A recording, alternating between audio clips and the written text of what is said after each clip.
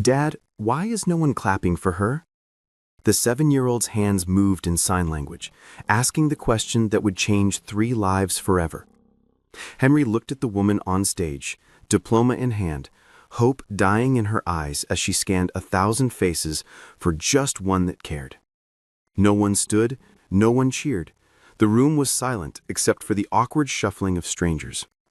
He didn't know her name, didn't know she was a billionaire's daughter, didn't know she'd been abandoned her entire life. He just knew no one should stand that alone. So he started clapping, and that single choice became the beginning of everything. Before we continue, please tell us, where in the world are you tuning in from? We love seeing how far our stories travel. Henry Williams felt his son's small hand tug at his sleeve as they stood outside the university auditorium. He glanced at his phone, 2 more deliveries waiting, tips he desperately needed. But Caleb's eyes were fixed on the graduates lining up in their caps and gowns, wonder written all over his 7-year-old face. "Dad, can we watch? Just for a little bit?" The signs were so careful, so precise. Henry had spent 3 years teaching his son this language after a devastating illness stole Caleb's hearing. 3 years of building a new way to communicate, a new life from the ruins of their old one. Henry checked the time again. He should say no. Should get back to work, keep hustling, keep surviving. But Caleb rarely asked for anything. He'd learned early that money was tight, that every choice had a cost. "Okay, buddy, just for a little while." They slipped into the back row as the ceremony began. Henry tried to focus on the deliveries he was missing, the calculations running through his mind. Rent due in 5 days, Caleb's therapy appointment next week, the credit card bill he'd been avoiding. But his son's fascination pulled him back to the present. Graduate after graduate crossed the stage to thunderous applause. Families erupted in cheers, cameras flashed like lightning, banners waved with names written in glitter and pride. Henry watched it all with a familiar hollow ache in his chest. His wife should have been here. Not here specifically, but here, in life, beside him, planning for Caleb's future milestones. But Angela was gone. 3 years now since the aneurysm that took her, without warning, without goodbye, leaving Henry to figure out how to be both mother and father to a little boy who couldn't hear the world anymore. Rebecca Hamilton. Henry's attention snapped to the stage. A young woman stood and walked toward the stairs with careful, measured steps. Something about the way she moved made him focus. Her eyes swept the audience, searching. She climbed the stairs, accepted her diploma, and turned to face the crowd. The applause was polite, scattered, obligatory. Henry's eyes scanned the auditorium, looking for the explosion of joy that had greeted every other graduate, looking for proud parents, siblings with cameras, friends holding embarrassing baby photos. Nothing. No one stood for Rebecca Hamilton. No section erupted in celebration. No one called her name. She stood there, clutching her diploma with both hands, and Henry saw it. The flicker of hope in her eyes slowly dying as she scanned the crowd. She was searching for someone, waiting for a face that wasn't there. The moment stretched too long, painfully long. Caleb tugged his sleeve again. "Dad, why is no one clapping for her?" The question, signed with such innocent confusion, cracked something open in Henry's chest. He knew that kind of loneliness, knew what it felt like to stand somewhere expecting support and finding only emptiness. He stood up and started clapping, loud, deliberate, refusing to let this woman stand there in silence. Caleb joined him immediately, his small hands creating a rhythm that echoed in the vast space. Other attendees glanced back at them, curious about the commotion in the last row, but Henry didn't stop, couldn't stop. Rebecca's eyes found them. For a moment, she just stared at this man and little boy, complete strangers, the only people in a room of hundreds who chose to see her, something flickered across her face. Surprise, confusion, and then something that looked dangerously close to tears. She nodded once, a small, fragile acknowledgement. Then she walked off the stage. The ceremony continued, but Henry couldn't focus. That image of her standing there, alone and searching, had burrowed into his mind.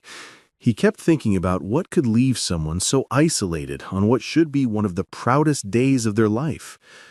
When the ceremony ended and people flooded into the courtyard, Henry told himself he needed to leave, had to get back to work.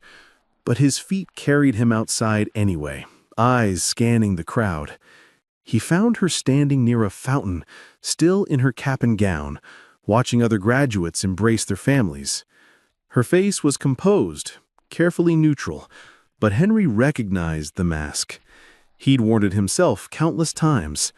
The expression that said, "I'm fine," when nothing felt fine at all. Before Henry could decide whether to approach, Caleb spotted her and took off running. "Wait, Caleb!" But his son was already standing in front of her, waving his hands to get her attention. Rebecca turned, startled. She looked down at the little boy grinning up at her, then her eyes lifted to Henry rushing over. "I'm so sorry," Henry said, slightly out of breath.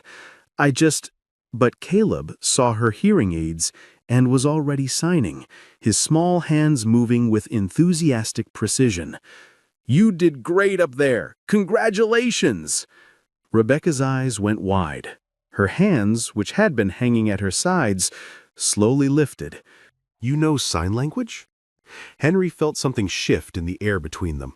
A recognition, a connection that went beyond words. "My son has hearing loss," he signed and spoke simultaneously, a habit he'd developed to help Caleb feel included in conversations. "I'm Henry, this is Caleb." Rebecca. Her signs were fluid, natural. And when she smiled at Caleb, it was tentative but genuine, the first real smile Henry had seen from her. "We're the ones clapping for you," Caleb signed proudly. "You earned that diploma." Rebecca's composure cracked slightly. She blinked rapidly, then signed back, "Thank you. That meant more than you know."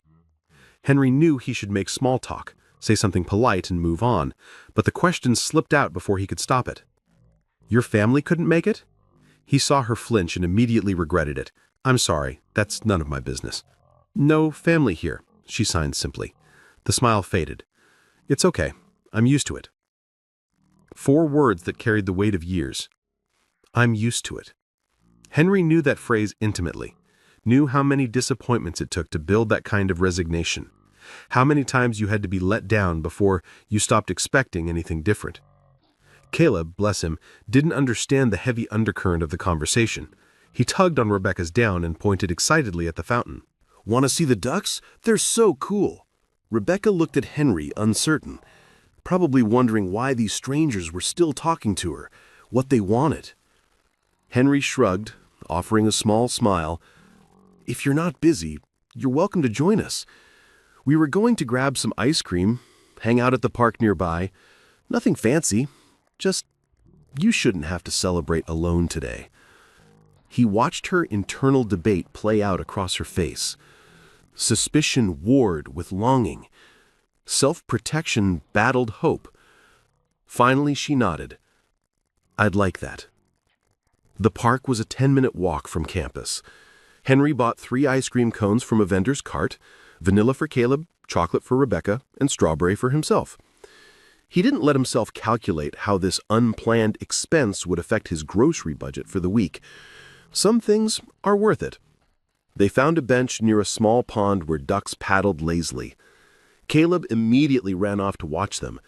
His silent laughter was visible in the shake of his shoulders and the brightness of his eyes. "He seems happy," Rebecca signed, watching Caleb with something soft in her expression. "He's a good kid," Henry replied. "Resilient. Been through more than any 7-year-old should have to handle." He hadn't meant to say that last part, hadn't meant to open that door, but something about Rebecca made him feel safe. Maybe it was the loneliness he recognized in her. Maybe it was the way she looked at Caleb. Not with pity, but with understanding. His mom passed away 3 years ago, Henry continued, the words coming easier than they had in months. Brain aneurysm, sudden. One morning she was making breakfast and by afternoon she was gone. 3 months later, Caleb got sick, high fever, an infection that damaged his auditory nerves. Lost his hearing at 4 years old. He felt Rebecca's hand on his arm. When he looked at her, her eyes were glistening. "I'm so sorry. I can't imagine." "Yeah."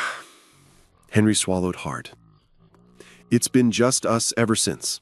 Learning sign language, figuring out how to navigate the world all over again. Some days are harder than others, but we manage." He didn't tell her about the 3 part-time jobs. Didn't mention the food delivery service, the weekend shifts at the warehouse, the freelance coding he did late at night when Caleb was asleep. Didn't talk about the master's degree in computer science that felt worthless now, or the startup job he'd loved before his life imploded. "What about you?" Henry asked, shifting focus. "Graduating must be exciting. What comes next?" Rebecca's hand stilled. She looked away, watching Caleb chase a particularly bold duck. "I don't know," she admitted. "I've never really known what comes next. I've just existed, done what was expected of me." There was something in the way she signed it, a resignation that went deeper than career uncertainty. "What were you studying?" "Business administration." Her signs were careful, measured. "My father's choice. He has plans for me." "And what do you want?" The question seemed to surprise her. Her hands hovered in the air, uncertain. No one's ever asked me that before. Henry felt a surge of anger toward people he'd never met. What kind of life had this woman lived where no one cared about her actual desires? "Well, I'm asking," he signed. "What does Rebecca want?" She was quiet for a long moment. Then, so softly he almost missed it, "To matter to someone. To be seen as more than what I can offer." Henry didn't fully understand what she meant by that, but he understood the loneliness underneath it. "For what it's worth, I'm glad we crashed your graduation." Rebecca laughed, a real, genuine sound that transformed her entire face. "I'm glad you did too." They sat in comfortable silence for a while, watching Caleb's antics with the ducks. The sun was starting to set, painting the sky in shades of orange and pink. Henry reluctantly checked his phone. 2 missed deliveries, 3 angry texts from the app. He'd probably lost his evening bonus. Worth it. "I should get Caleb home for dinner, but would you want to join us sometime for dinner? I mean, I'm not a great cook, but I make decent mac and cheese. Caleb swears it's the best thing in the world, though his standards might be low." Rebecca looked surprised, then pleased, then uncertain again. "I'd really like that," she signed finally. They exchanged numbers. As Henry and Caleb walked away, Caleb signed excitedly. "I like her, Dad. She's nice, and she talks like me." Henry ruffled his son's hair, smiling. "Yeah, buddy, I like her too." Behind them, Rebecca stood by the fountain, watching them disappear into the evening. For the first time in longer than she could remember, something warm flickered in her chest. Hope. The first dinner happened 3 days later. Rebecca showed up at Henry's apartment with a grocery bag, nervous in a way she hadn't been since childhood. The apartment was small, really small, but Caleb's artwork covered the fridge, and there was laughter in the cramped kitchen as they burned the mac and cheese together. She came back the following week, then twice the next week. By the second month, she had a standing invitation, Tuesdays and Thursdays, sometimes Saturdays too. She'd help Caleb with homework while Henry cooked. They'd play board games on the worn carpet, watch movies with subtitles on. Rebecca never mentioned her background. She took the bus, wore modest clothes, insisted on splitting grocery costs. And for the first time in her life, she felt seen for who she was, not what she had. Henry noticed things about her that no one else ever had. The way she smiled when Caleb signed something funny, how she'd get lost in thought while doing dishes, the loneliness that flickered in her eyes when she thought no one was watching. And Rebecca noticed him, too. The exhaustion he tried to hide, the way he'd check his phone anxiously between conversations. Calculating, always calculating. How he made everything fun for Caleb, even when he was clearly running on empty. They were becoming something. Neither of them dared to name it yet, but it was there, growing stronger with every shared meal, every late-night conversation, every moment of comfortable silence. 3 months in, they started staying up after Caleb went to bed, sitting on Henry's tiny balcony with cheap wine, talking about dreams and disappointments, fears and hopes, getting closer, building trust. 4 months in, Henry almost kissed her. They were washing dishes side by side, and Rebecca laughed at something Caleb had signed earlier, and Henry turned to look at her, really look at her, and almost closed the distance. But he pulled back, uncertain, afraid of ruining what they had. Rebecca noticed, and she almost kissed him first, but she didn't. Couldn't, not while she was still hiding who she really was. By month 6, they'd fallen into a rhythm that felt like family. Rebecca had a key to the apartment. Her toothbrush sat in the bathroom. Caleb called her Becca and saved his best drawings for her. They were building something beautiful, something real. But Rebecca's secret sat between them like a wall she didn't know how to climb. The knock on the apartment door came at 6:30 on a Tuesday evening, right on schedule. Caleb jumped up from his homework and ran to answer it. Rebecca stood in the hallway, holding a grocery bag and wearing the same modest jeans and sweater she always wore when she visited. "Hey," Caleb signed enthusiastically, "we're making pancakes for dinner because Dad says breakfast food doesn't have rules." Rebecca laughed, stepping inside. "Breakfast for dinner is the best. Did you get the chocolate chips I suggested?" "Obviously." Henry emerged from the kitchen, flour somehow already in his hair. "I have no control over this household anymore. You two have formed an alliance against me." "Democracy in action," Rebecca signed with a grin. This was what she'd never known she was missing. The casual warmth, the easy teasing, the sense of being part of something real. In her father's mansion, meals were served by staff on fine china in a dining room that echoed with silence. Here, in this cramped kitchen with mismatched plates and a wobbly table, she felt more at home than she ever had in 25 years. They cooked together, burning the first batch of pancakes and laughing about it. Caleb insisted on flipping the next batch himself, resulting in one pancake on the ceiling that they decided to leave there as modern art. After dinner, they played board games on the worn living room carpet. Rebecca couldn't remember the last time she'd sat on the floor. Couldn't remember the last time she'd laughed this much. At one point, Caleb fell asleep against her shoulder during a movie, subtitles on, volume low. Rebecca looked down at his peaceful face and felt her heart crack open. Henry noticed. He always noticed. "You're good with him," he signed from his spot on the couch. "He makes it easy," Rebecca replied. "He's special. So are you." The weight of those 3 signs hung in the air between them. Rebecca felt heat rise to her cheeks. Over the past 6 months, moments like this had been happening more frequently. Loaded glances, touches that lingered too long, conversations that danced around feelings neither of them had voiced. Rebecca carefully moved Caleb to the couch, covering him with a blanket. Henry gestured to the small balcony, barely big enough for 2 people, but it had become their place for late-night conversations. They stepped outside into the cool evening air. The city sprawled below them, lights twinkling like earthbound stars. Rebecca had a penthouse view that cost more than most people made in a year, but she preferred this. The slightly rusted railing, the sounds of the neighborhood, the proximity to real life. Henry handed her a glass of cheap wine. They had developed this ritual. After Caleb fell asleep, they'd sit out here and talk about everything and nothing. But tonight, Henry's expression was more serious than usual. "Can I ask you something?" he signed. "You never talk about your family, about your life before we met, and I've never pushed because I figured you'd tell me when you were ready, but Rebecca, who are you, really?" Rebecca felt her heart start to race. 6 months. 6 months of this beautiful, simple life. 6 months of being just Rebecca, not Richard Hamilton's daughter, not the hearing-impaired heiress, not someone to use or manipulate, just herself. She'd known this moment would come, had rehearsed this conversation 100 times in her mind. But now, looking at Henry's open, honest face, all her carefully prepared words evaporated. "If I tell you," she signed slowly, "everything might change, and I don't want it to change."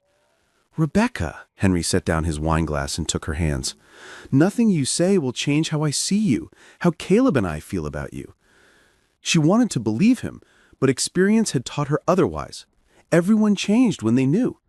Everyone started calculating what they could get from her, how they could benefit from proximity to wealth and power. But this was Henry. Henry who had clapped for her when no one else would. Henry who had invited her into his life without asking for anything in return. Henry who had shown her what genuine kindness looked like. If she couldn't trust him, she couldn't trust anyone. "My father is Richard Hamilton," she signed, watching his face carefully. For a moment, Henry just stared at her. Then his hands moved uncertain. "Hamilton Tech? That Richard Hamilton?" She nodded, tears already forming. "I didn't tell you because everyone who knows treats me differently. They want something, connections, money, opportunities. They're nice because of what I can offer, not because of who I am. But you and Caleb, you saw me, just me. And I've never had that before. I was terrified that if you knew, We'd what?" Henry signed. "Start treating you like a bank account instead of a person? Rebecca, do you really think that's who we are?" "No," she signed it frantically. "No, I know you're not like that. But everyone else, everyone who's ever gotten close to me, they all changed. Even the people I thought were real friends, they all wanted something eventually." Henry was quiet for a long moment. Rebecca could see him processing, working through the implications. "That must have been incredibly lonely," he finally signed. It wasn't what she'd expected. No anger at the deception, no immediate recalculation of the relationship, just empathy. The tears spilled over. "It was. It is. My mother died when I was 10. After she was gone, my father remarried, and his new wife made sure I stayed invisible, out of sight, out of mind. My father loves me in his own way, but he doesn't know how to show it. He's chosen a business deal over my graduation. He's chosen business over me my entire life." "That's why no one was there," Henry said softly. "Your graduation." Rebecca nodded. "He promised he'd come. I even pleaded with him. But Singapore couldn't wait, apparently. Nothing can ever wait when it comes to business. I had everything money could buy. The best schools, beautiful clothes, unlimited resources. But I didn't have anyone who actually saw me, who knew me. Until I met you both." Henry reached across and took her hand, his thumb tracing gentle circles on her palm. "I'm glad you trusted me enough to tell me that," he signed with his free hand. "And nothing changes, Rebecca. You're still just you to us. The woman who makes Caleb laugh, who taught me that it's possible to feel—" He paused, and Rebecca saw vulnerability flash across his face. "To feel what?" she encouraged. "To feel like maybe I'm not alone anymore," Henry admitted. "Like maybe we could be something more than friends. If you wanted that." Rebecca's breath caught. She'd wanted this for months, but had been too afraid to hope. "I've wanted that since the park, since you bought me ice cream and didn't ask for anything in return. I was just afraid you'd think I was broken, too damaged by my lonely life to be what you needed." "Rebecca!" Henry moved closer, his eyes intense. "We're all a little broken. I'm definitely broken. A widower with mounting debt, working 3 jobs to keep our heads above water, carrying grief I still don't know how to process. But maybe that's okay. Maybe we can help each other heal." 3 jobs? Rebecca's hands moved quickly. Henry, why didn't you tell me? He shrugged, looking slightly embarrassed. Same reason you didn't tell me about your father, I guess. Pride, fear, not wanting to be seen as a charity case. I've been scraping by since Angela died, trying to give Caleb everything he needs while barely affording rent. Rebecca's mind was already working. What about your career? You have a master's degree in computer science. You mentioned that once. Why aren't you working in your field? Henry's expression darkened. I tried. For 2 years I tried. I have this idea, accessibility software that could revolutionize how people with hearing loss interact with technology. It's good, Rebecca, really good. But I'm nobody. No connections, no track record, no way to get in front of the right people. I've pitched it to dozens of companies. Most don't even respond. The ones that do give me 15 minutes with some junior executive who's checking their phone the whole time. Tell me about it, Rebecca signed. The software. What does it do? Henry hesitated. Then his hands began moving with more enthusiasm than Rebecca had seen from him in months. He described an AI-powered system that could translate spoken language into sign language in real time, with context awareness and emotional nuance that current systems lacked. It could work with video calls, in-person conversations, educational settings, workplace meetings. As he explained, Rebecca's excitement grew. She understood technology, understood the market in ways Henry didn't realize. This wasn't just good. It was revolutionary. It could change millions of lives. Henry, this is incredible, she signed when he finished. Why hasn't anyone funded it? He laughed bitterly. Because I'm a delivery driver with a sleeping infant company and no pedigree. I actually had a meeting at Hamilton Tech about 18 months ago, got past some initial screener, had 15 minutes with a junior VP who spent the whole time looking out the window, said it was interesting but not aligned with their current priorities. Rebecca felt anger surge through her. She knew exactly how her father's company worked, knew how many brilliant ideas probably got dismissed because the person presenting them didn't have the right credentials or connections. Let me help you, she signed quickly. Rebecca, no, I didn't tell you this to... I know you didn't, but Henry, listen to me. This idea deserves to exist. It could change lives for people like Caleb, like me. Not just the technology, but what it represents. Connection, accessibility, inclusion. Let me help you refine the pitch, connect you with the right investors. Not because of my father, I won't use his name unless absolutely necessary, but because I understand this world, and I can see what you can't see from the outside. I can't ask you to... You're not asking, I'm offering. Rebecca's hands moved intensely. For my entire life, I've been told I'm incompetent, that I need my father's money, his power, his name to accomplish anything. Let me prove that wrong. Let me be useful for once. Let me do something that actually matters. Henry studied her face for a long moment. Then, slowly, he nodded. Okay. Partners? Partners, Rebecca agreed. They shook hands formally, then both started laughing at the absurdity of it.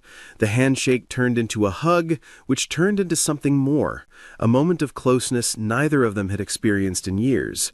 When they pulled back, Henry signed, "This won't be easy. We'll face rejection, setbacks, people who don't believe in us." "I know," Rebecca signed back, "but we'll face it together, and maybe that's what makes the difference." The next 3 months were a whirlwind.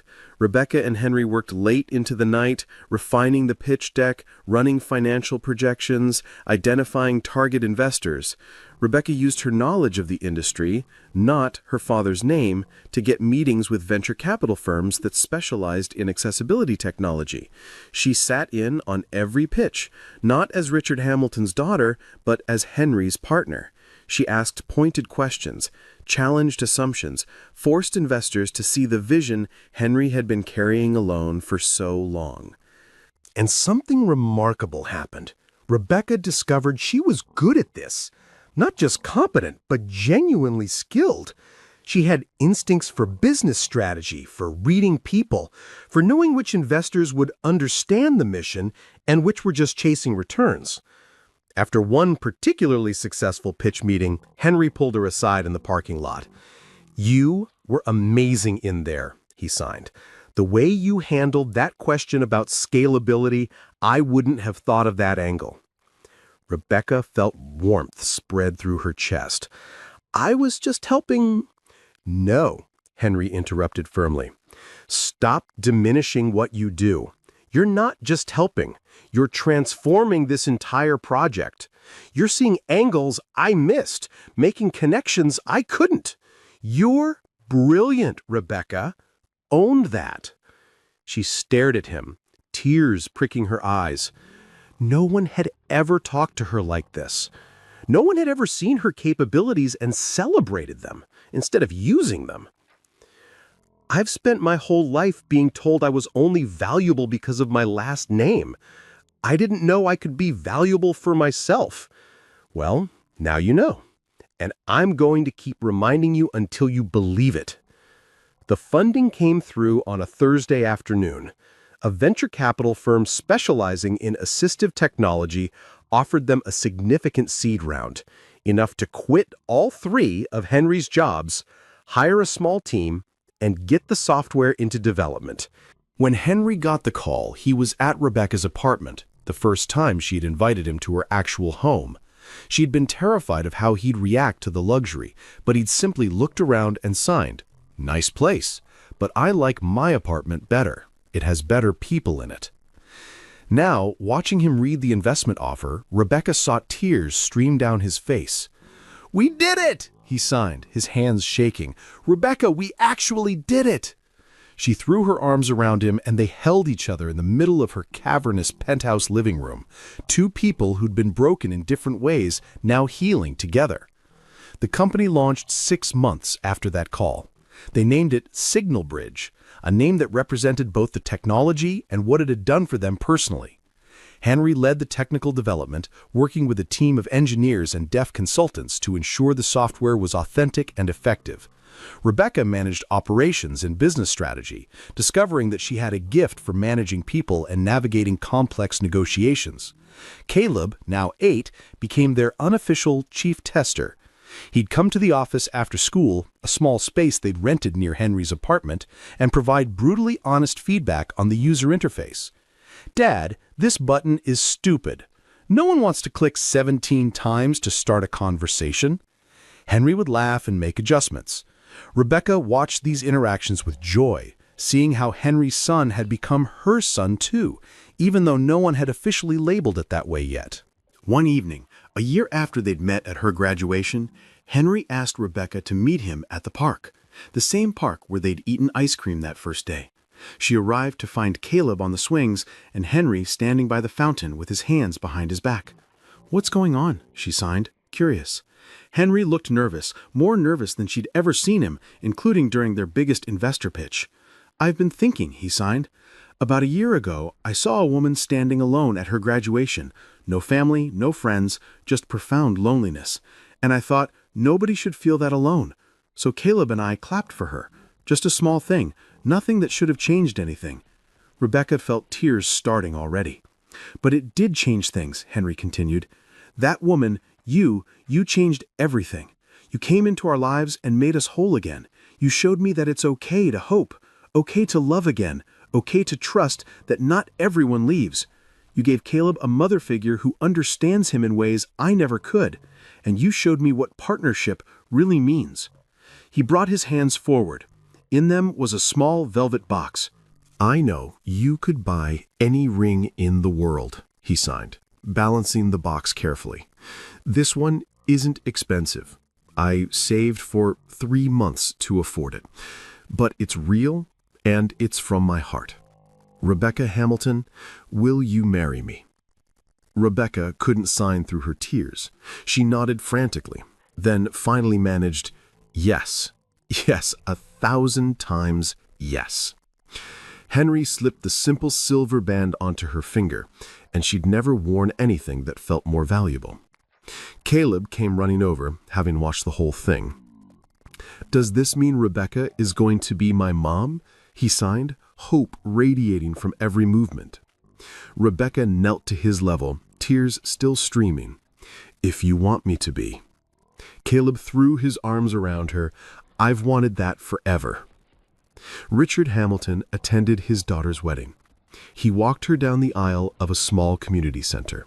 Nothing like the elaborate venues he could have provided, but Rebecca had chosen it because it was where Henry and Caleb attended a weekly sign language group. Halfway down the aisle, Richard squeezed his daughter's hand and signed, awkwardly, slowly, the signs he'd been practicing for months. I'm proud of you. Rebecca stopped walking, stared at her father. He'd never learned sign language before, had always expected her to read lips to accommodate him. You learned? She signed. I'm trying, he signed back. I should have done this years ago. I'm sorry I didn't. It wasn't forgiveness, wasn't enough to make up for 25 years of absence, but it was a start. Rebecca married Henry in front of a small gathering, mostly their Signal Bridge team and members of the deaf community who'd become their extended family.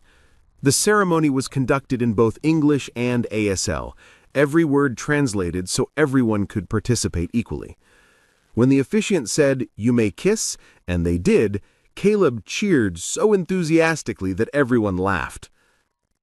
2 years later, Signal Bridge became an industry standard. Tech companies licensed their software, schools implemented it, hospitals used it to communicate with deaf patients. They'd helped millions of people connect across the barrier of hearing loss. But the real success was smaller, more personal. It was Rebecca coming home to find Caleb practicing a presentation for school, Henry cooking dinner in their new house, modest by her standards, perfectly extravagant by his. It was family game nights where Caleb won by cheating and they pretended not to notice. It was Henry and Rebecca working side by side at Signal Bridge, true partners in every sense.